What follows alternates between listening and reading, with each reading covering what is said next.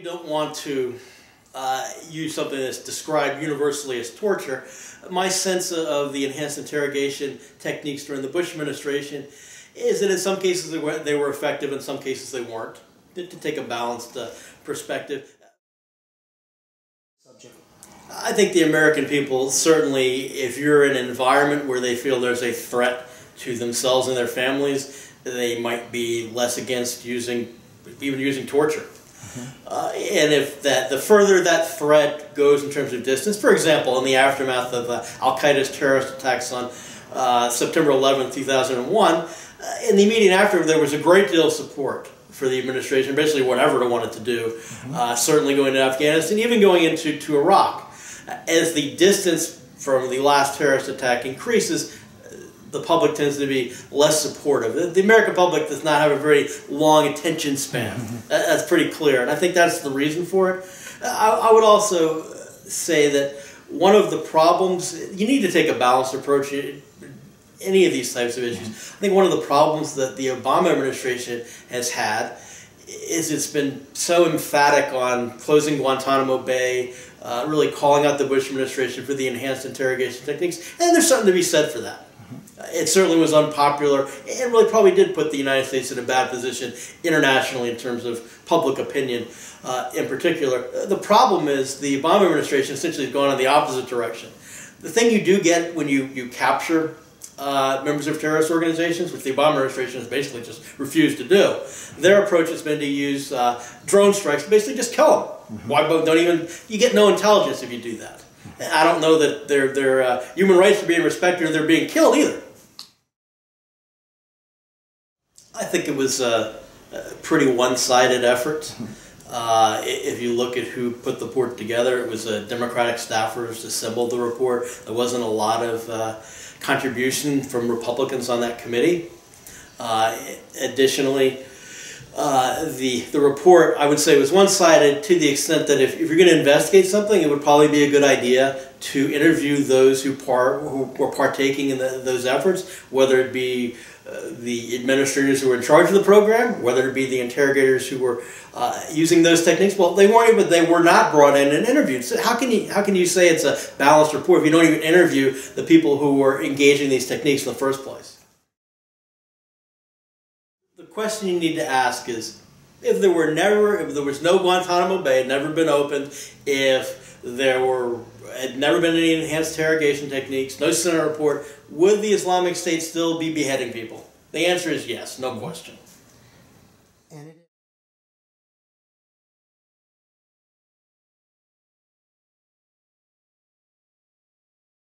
If you get information because of enhanced interrogation that helps you prevent further atrocities, I think there's a priority there. And I think when you look at the psychology of taking a group of people, and there's been experiments on this, like the Stanford experiment, where you took college students and said, okay, you're just college students, but you're going to be the jailer and you're going to be the prisoner, okay? And what happened in the experiment? What was the result of that experiment? It only lasted a week instead of 2 weeks or so, because the jailers took their job so seriously that they were literally abusing their fellow college students. And kids actually had, I guess, PTSD from this experiment, from the Stanford experiment and stuff. But so it kind of like you take some U.S. military personnel and put them in charge of people, prisoners that they know have tortured other people, and you're probably kind of setting, something in motion that maybe we as onlookers would say, oh, that was so terrible, what they did to those prisoners. Because of the wording in enhanced interrogation, it's pretty nebulous. I don't quite know what they mean by that. So because of that, I really don't have a strong opinion either way. Okay, I think if they're going to use drones, then they should take every precaution to make sure women and children aren't going to be killed. Yeah. And if they are in danger, then they shouldn't do them. As far as on, interrogating him. I think they should be interrogated and to get as much information as they can out of him. Going back all the way to 2011, I mean, you know, that was his plan and everything, and that was set up, and he got his target with Osama bin Laden. You know. Well, on your first point, which is maybe the public just doesn't want to know. Yeah, there's some credence to that. In many cases, for example, I think there's probably a lot more information was released about the attack that killed Osama bin Laden than should have been. You shouldn't be identifying, you know, SEAL Team 6 did this. People might have the impression that was the case anyway, but you don't want to have your operatives be targeted either. You don't want to, the last thing you want to do is release any information that's going to help your adversaries. Better to say nothing. Mm-hmm. And the other thing is that there are certainly some of these operations that have gone around, that have occurred, that have killed terrorists that we're never going to hear about, and that's good. I would say that enemy combatants is the more appropriate description for them. Technically, we're not at war, and it's you don't have the, I wouldn't call them prisoners of war. The other thing is that the tactics they used were not the tactics of an ordinary army. They were, in many cases, terrorist attacks against civilians. So I have no sympathy for them. You know, there's some debate over what would be described as terror. I mean, as torture, and what would not be. But I think that it's a delicate balance, I suppose, is the best way to describe it. In terms of, the other thing is that in terms of the enhanced interrogation techniques, I think that these and other techniques were used in combination over a long period of time.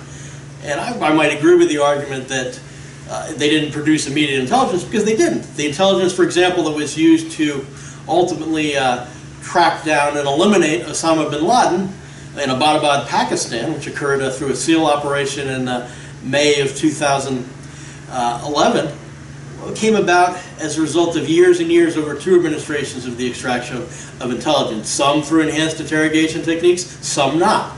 But I think the combination of those two was beneficial over time. And you make a good point in terms of war being hell. Whether you're in a confrontation with a terrorist organization such as Al-Qaeda or, God forbid, the Islamic State of Iraq and Syria, which is far worse than Al-Qaeda, or a traditional foe, such as, for example, Nazi Germany in World War II. You could take the perspective that some of the actions the United States took in World War II could be defined as terrorism. Firebombing of cities, including civilians, is a perfect example. You have to say, well, what's the greater good? In the end, we were able to defeat Nazi Germany more expeditiously than perhaps we would have otherwise. The other thing is, in order to deal with an organization such as that, has a lot to do with gathering human intelligence. If one wants to compare, for example, the Bush administration, we've talked about that approach. We used to enhance interrogation techniques to try to produce some human intelligence from individuals in those organizations. The Obama administration has taken an approach that doesn't rely a great deal or place a great deal of emphasis on the human intelligence side. However, even if you talk in moral terms, I would say that the Obama administration's approach, which is using drone strikes to kill leaders of those organizations, their families, and anyone unfortunate enough to be caught in the crossfire, has done just about as much damage in terms of our position and our perception in the communities where those bombs are falling as enhanced interrogation techniques ever did. Any democracy is going to be driven by the opinions, perspectives of the population, at least to some extent, because whether a president or a congressman, congresswoman, senator, they want to get reelected the next time. So they're ultimately going to look and say, well, what does the public think of this? The extent to which the public is going to be willing to permit enhanced interrogation techniques, those types of approaches, is always going to be greater the closer you are to an attack that has just occurred. And the more time that elapses between that attack and anything similar, you're going to have probably a lesser degree of willingness in the public to condone those types of approaches.